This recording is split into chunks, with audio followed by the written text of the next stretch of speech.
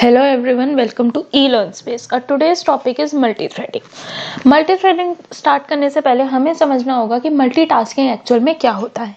Basically multitasking is executing several task simultaneously, यानी कि आप एक ही टाइम पे एक से ज़्यादा काम एक साथ कर रहे हो.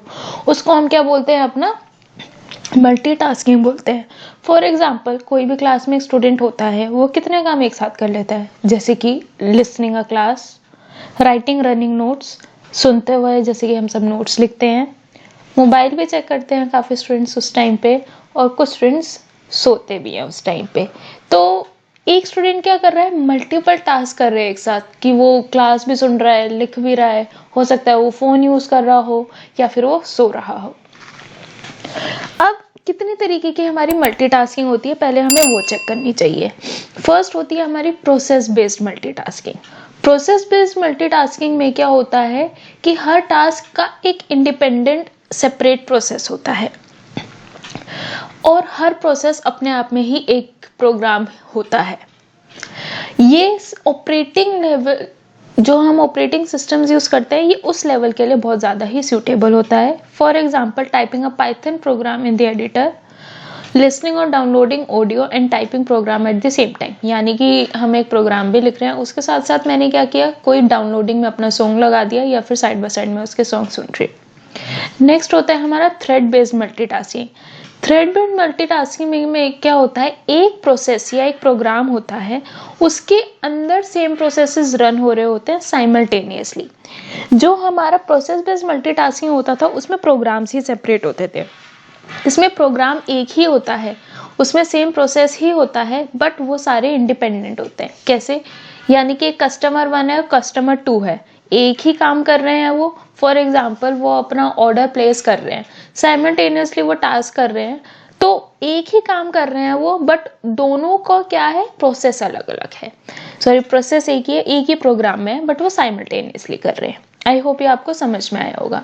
अब बात आती है थ्रेड क्या होता है. थ्रेड क्या होता है, बेसिकली इट इज अ सब पार्ट ऑफ अ प्रोसेस. ये प्रोसेस का एक सब पार्ट होता है, ये इंडिपेंडेंट पार्ट होता है एक प्रोग्राम का. फ्लो एग्जीक्यूशन को हम क्या बोलते हैं, अपना थ्रेड.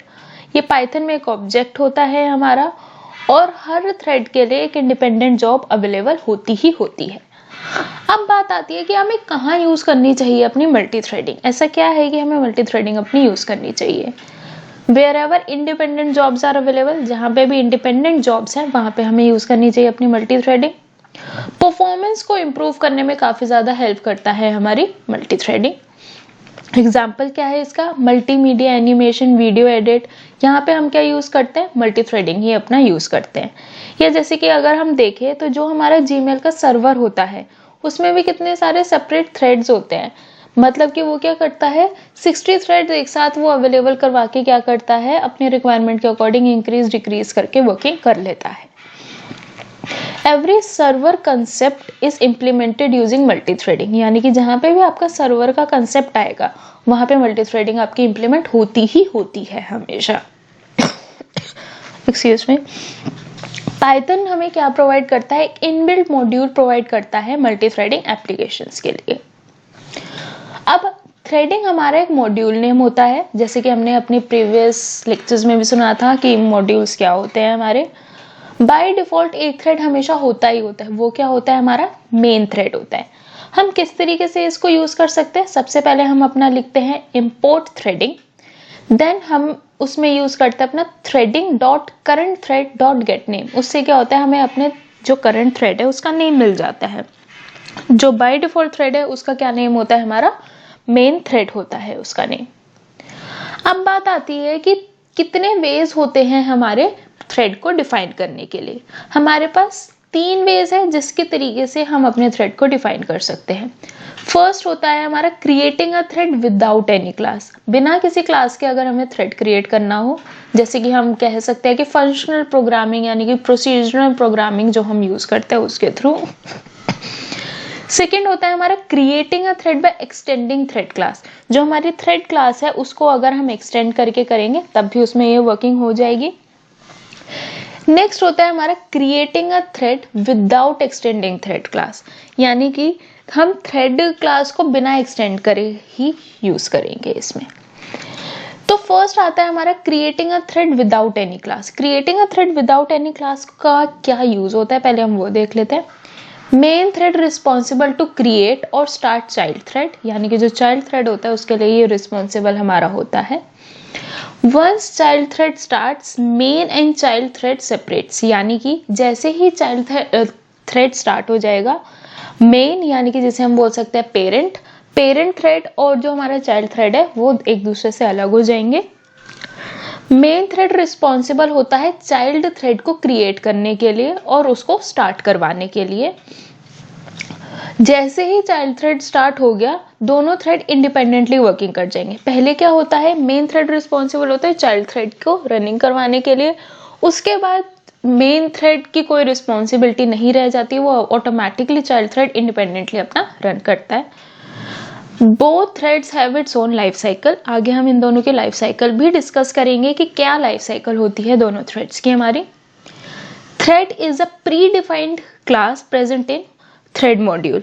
ये एक प्री डिफाइंड क्लास होती है हमारी, जो थ्रेड मॉड्यूल में ऑलरेडी अवेलेबल होती है हमारी। हमें कोई थ्रेड क्लास बनानी नहीं पड़ती, ये ऑटोमेटिकली अवेलेबल होती है। लास्ट है हमारा both threads are executing simultaneously. जब दोनों थ्रेड्स साइमल्टेनियसली एग्जीक्यूट हो ही रहे हैं तो उससे क्या होता है, वो हमारा टाइम बचाता है और टास्क हमारा ऑन और बिफोर टाइम बहुत इजीली कंप्लीट हो जाता है। चाइल्ड थ्रेड क्या होता है हमारा थ्रेड 1 और मेन थ्रेड नेम क्या होता है हमारा मेन थ्रेड, यानी कि जो हमारा पेरेंट थ्रेड है वो हो गया मेन थ्रेड और जो चाइल्ड थ्रेड है वो हो गया हमारा थ्रेड 1। अब हम देखते हैं कि हम इन प्रोग्राम्स को किस तरीके से रन कर सकते हैं, यानी कि creating a thread without using any class में हम कैसे प्रोग्राम बना सकते हैं, creating a thread by extending thread class हम किस तरीके से बना सकते हैं, and creating a thread without extending thread class हम किस तरीके से अपनी वर्किंग कर सकते हैं। आई होप इतना आपको समझ में आया होगा। अब हम आगे बढ़ते हैं अपने प्रोग्राम्स की तरफ।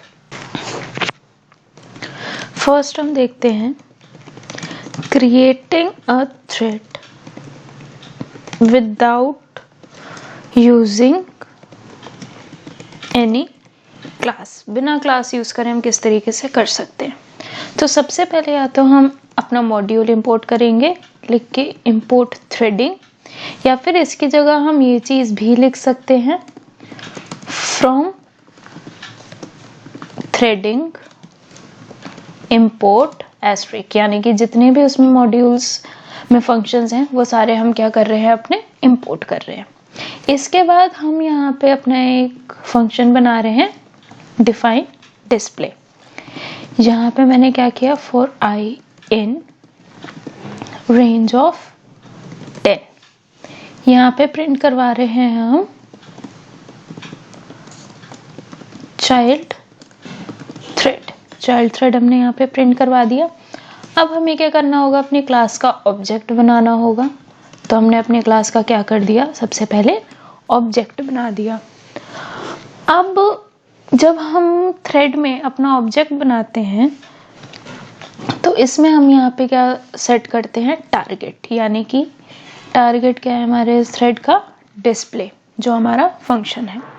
टारगेट का क्या मतलब होता है, what job you have to execute, यानी कि क्या जॉब हमें एग्जीक्यूट करनी है उसको हम यहाँ टारगेट में डिफाइन करते हैं।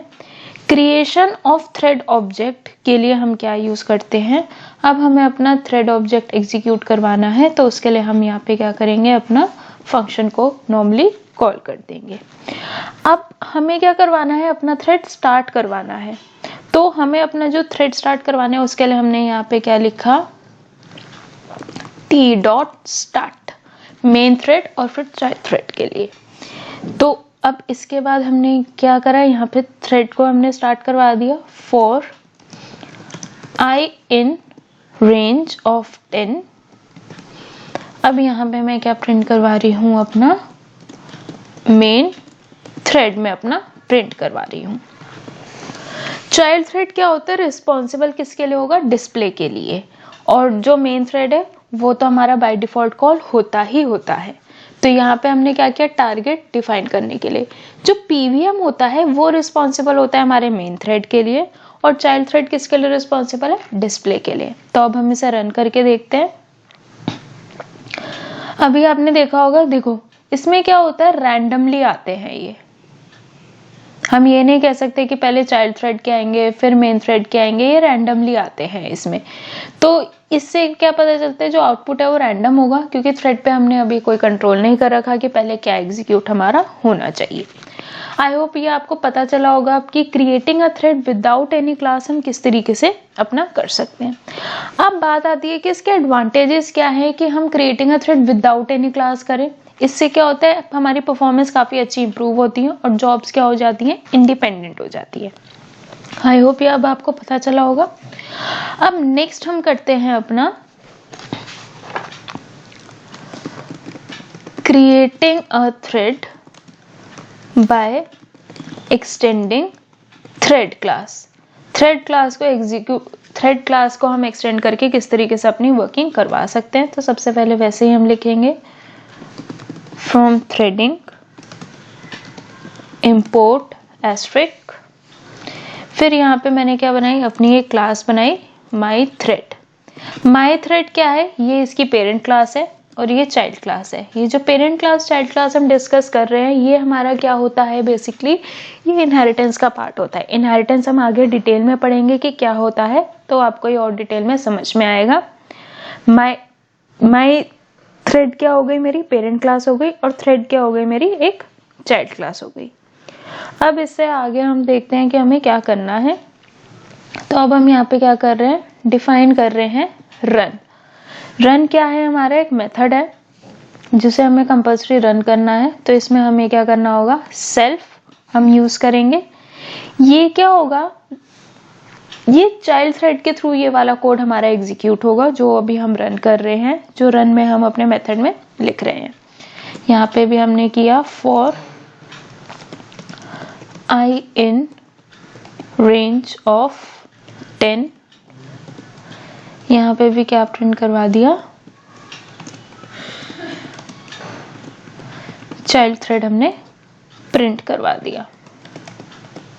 इसके बाद हमने क्या किया, t equals to my thread, जो थ्रेड है उसके लिए हमने ये चीज लिखी।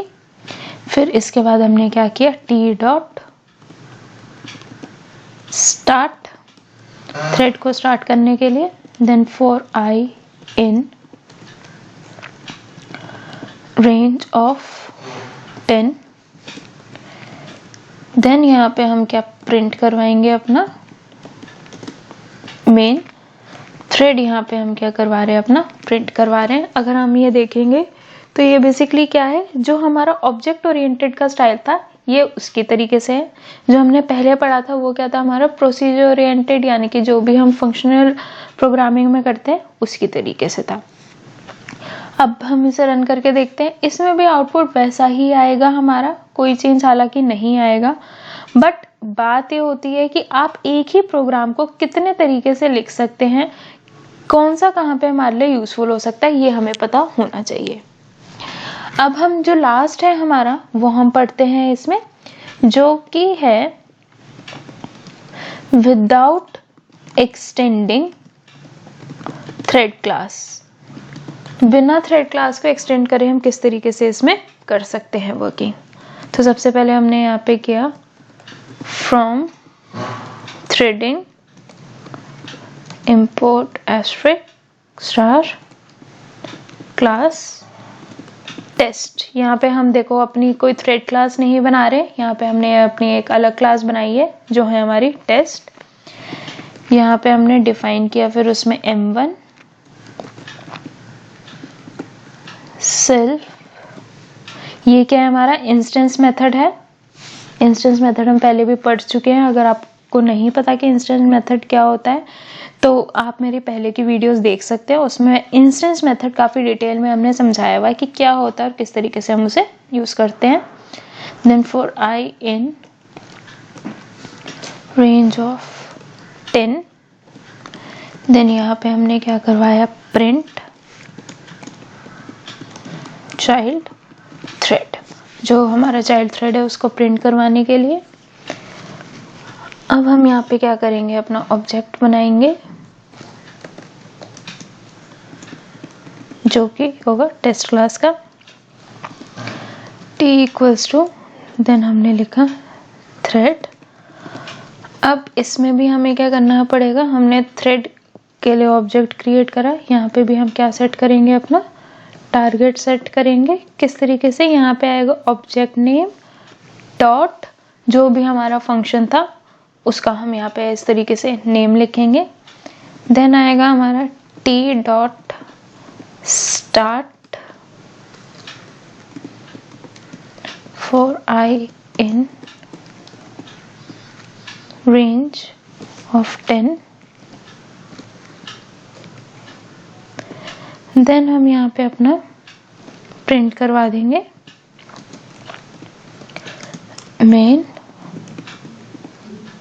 थ्रेड। अब हम इसे रन करके देखते हैं, तो देखिए इसमें भी वैसे ही रैंडमली हमारा रन हुआ, कभी चाइल्ड थ्रेड कभी मेन थ्रेड आ गया हमारा आउटपुट में। आई होप ये आपको समझ में आया होगा कि कितने 3 बेस होते हैं हमारे।